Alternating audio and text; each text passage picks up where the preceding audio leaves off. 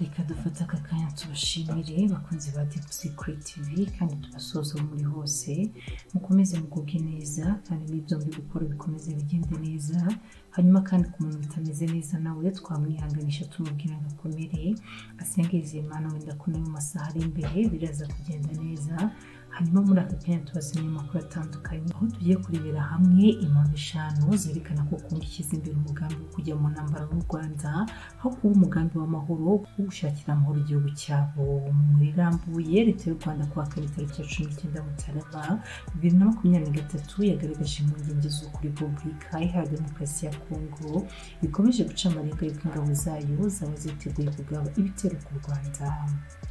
U Rwanda rwavuze ibi nyuma y'igihe umuturanyi warwo agaragaza ibimenyetso by'uko intambara kuko ishoboka hagati y'impande zombi n'ibimenyetso byatangiye kugaragara mu mezi hafi 10 ashize ubwo intambara y'ingabo za leta ya Kinshasa FARDC n'inyeshyamba zo mu mutwe wa 23 yari itangiye gufata indi ntera muri teritwari ya Rutshuru hani mu ntara Kivu y'Amajyaruguru. Kongo ishinja u Rwanda ngo kubera umubyeyi batisi muri ya mutwe wa 23 kuko ari rwo ruha ubufasha ibirego imaze igihe yarengeje ibindi byo ku Rwanda rwaba rwarohereje ingabo zarwo ku butaka bwayo mu rwego rwo guha umusada uriya mutwe ugizwe n'abarwanya mu bwoko bw'abatutsi b'abanyekongo.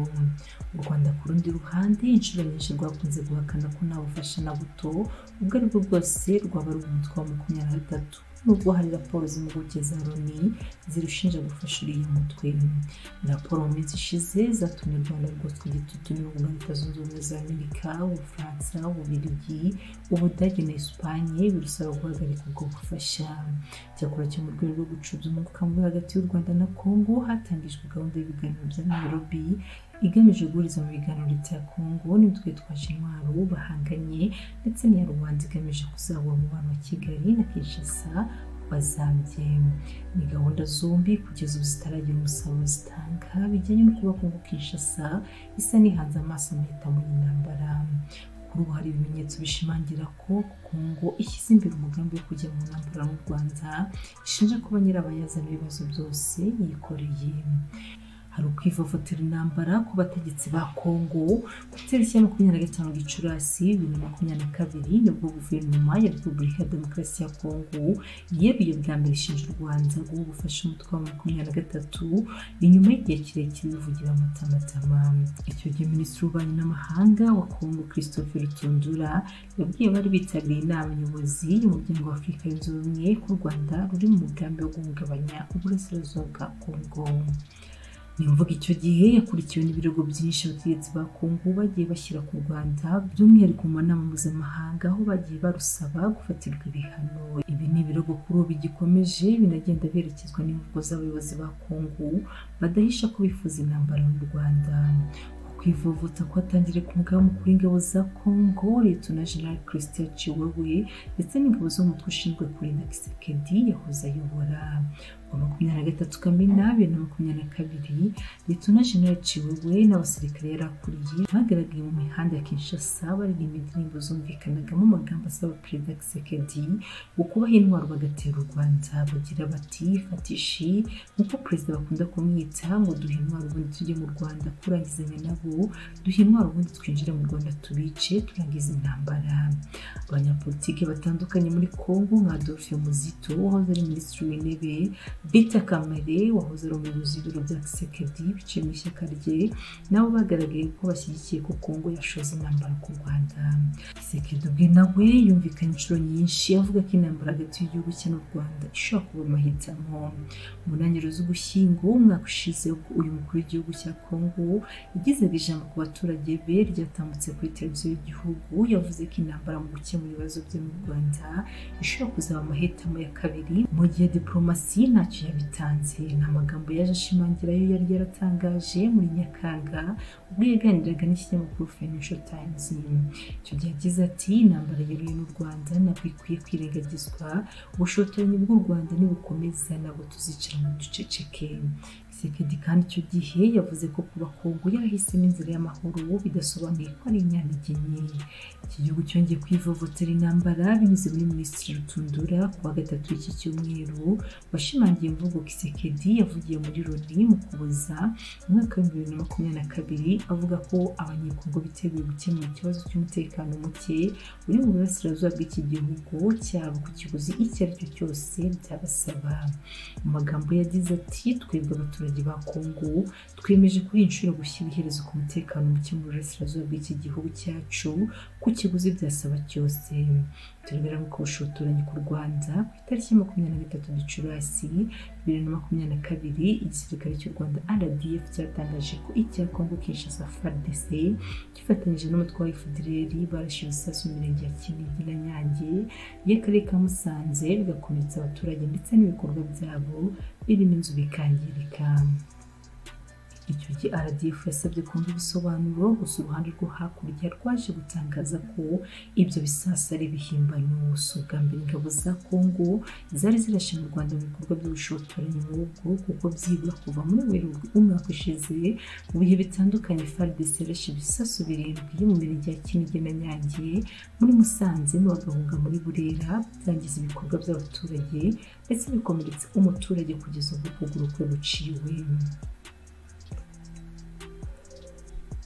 Ubushotoranyi bwongeye kubaho mu gitondo cyo kwa 17 Kamena ubwo umusirikare wa FARDC yinjiraga ku butaka bw'u Rwanda mu karere ka Rubavu akarasa ku bapolisi bashinzwe kurinda umupaka. Icyo gihe abashinzwe umutekano ku ruhande rw'u Rwanda mu rwego rwo kwirwanaho bahise bamurasa mu cyico nubwo yakomerekeje 2 muri bo. Ingabo z'u Rwanda kandi mu gicuku cyo kuwa 19 Ugushyingo 2022 zivuganye undi musirikare wa FARDC nyuma yo kwinjira mu Rwanda agatangira kurasa ku basirikare ba RDF bari ku burinzi. Muri uku kwezi k'Ugushyingo kandi kuwa 7 indege y'intambara ya FARDC yo mu bwoko bwa Sukhoi 25 yavogera ikirere cy'u Rwanda muri Rubavu imbere gato yo gusubira i Goma mu mahoro. Iyi ndege kandi yongeye kuvogera ikirere cy'u Rwanda mu Ukuboza 2022, ingabo z'u Rwanda zirasaho mu buryo bwo kuyiburira mbere yo gusubira hakurya shishitabona. Kuri Sukhoi 25 ya mbere Kongo yemeye ko habayeho amakosa yo kuvogera ikirere cy'u Rwanda, gusa ku ya kabiri irabyigarama.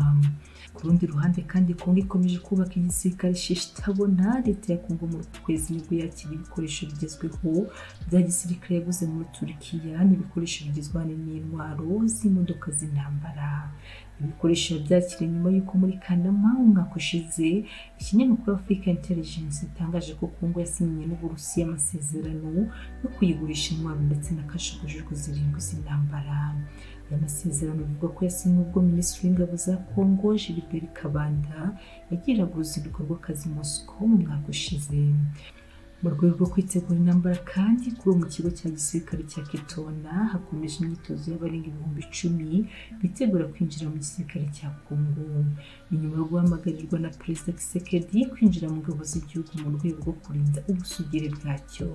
Turabere kandi ku kintu cyo kwitabaza abacancuro. Amakuru avuga ko Kongo yahaye akazi abacancuro 100 bo mu mutwe wa Wagner mu Burusiya bageze ku 22 Ukuboza bagakurikirwa n'abafaransa 103 bahoze umutwe w'abaregionnaire bari bakubutse i Bucharest muri Romania.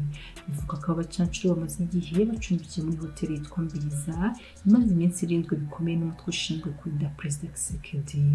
Abo bacancuro by'umwihariko bamaze igihe bagaragara batembera mu mihanda ya Goma bari kumwe n'ingabo za Kongo, ndetse amakuru avuga ko bamaze gutangira koherezwa ku rugamba guhangana n'umutwe wa 23. Colonel Nzenzi John Imani uri mu bayobozi bakuru b'inyeshyamba za 23 yibutse guhamiriza itangazamakuru ko hari abarwanyi atatangaje umubare uriya mutwe wamaze kwivugana. Bivuga ko abacancuro 300 bagomba kuba bageze muri Kongo muri uku kwezi kwa Mutarama 2023, aho bagomba kuza gutera ingabo mu bitugu ingabo za Kongo FARDC ndetse n'imitwe yitwaje intwaro ikorana na zumwe FDLR, Mai Mai na Nyatura mu gukomeza guhangana na 23. Guverinoma y'u Rwanda mu itangazo yasohoye kuri wa kane yavuze ko kuba Kongo leta baje barabacancuro ari ikimenyetso cyeruye ko iri kwitegura intambara aho kuba amahoro.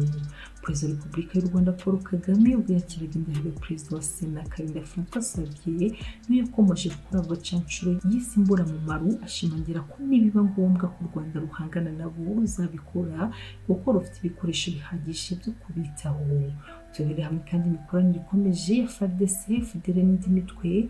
Kongo nubwo ishinja u Rwanda gufasha mu 2023 n'ishinjwa kugira imikoranire n'imitwe itandukanye irimo wa FDLR ugambiriye guhungabanya umutekano mu Rwanda. Raporo y'impuguke za Loni ivuga ko FARDC na FDLR bamaze igihe bafatanya mu guhangana n'umutwe wa 2023. Ibihugu birimo Leta Zunze Ubumwe za Amerika, Ububiligi n'ibindi bimaze igihe bisaba Kongo kureka gukorana n'uriya mutwe iby'iki gihugu cyanze. Inama y'abakuru b'ibihugu by'akarere yateraniye i Rwanda ku 23 Ugushyingo 2022 mu myanzuro yayo yatanze mu rwego rwo kuzahura umubano wa Kongo n'u Rwanda, harimo gusaba Kongo kwambura intwaro bari barwanyi hanyuma ikabohereza mu Rwanda. Ubu cyakora cyo amezi abiri Kinshasa ntakirakora, ndetse amakuru avuga ko ingabo zayo zikomeje gufatanya na FDLR mu kugaba ibitero ku birindiro by'umutwe wa 2023. Iyi FDLR yakunze kuvuga ko ifite umugambi wo gutera u Rwanda igakora ubutegetsi buriho, umugambi Kisekedi ubwe yatangaje ko ashyigikiye bijyanye n'uko abona ko Perezida Paul Kagame nk'umwanzi w'abanyekongo. Perezida Kagame cyakora cyo mu kwakira imbere ya Senateri Karinda yashimangiye ko iby'impinduka mu Rwanda barimo FDLR na Kisekedi barota ngo bazarinda basaza hanyuma bakava ku isi nabyo babonye. Yashimangiye ko u Rwanda rwaciye muri byinshi byasize biruhaye umusaruro kuba rukomeye n'ubutare, bityo ngo rukaba rwiteguye guhangana n'uwo ari we wese warugabaho ibitero. Ngayo nguko nayo makuru twari tubafite muri aka kanya, mukomeze mugubwe neza mu muri hose kandi mudushyigikire mukanda like na subscribe kuko batarabikora. Imana ibahe umugisha naho ubutaha. Yuko rero reka tubashimire kuza kubana natwe, nyaboneka nawe turakora subscribe reka ngende mwibukije kuri subscribe kugira ngo tuzagicikamo n'ibyo tukugezaho bya buri munsi. Imana ikomeze ibahe umugisha, mugire umunsi mwiza.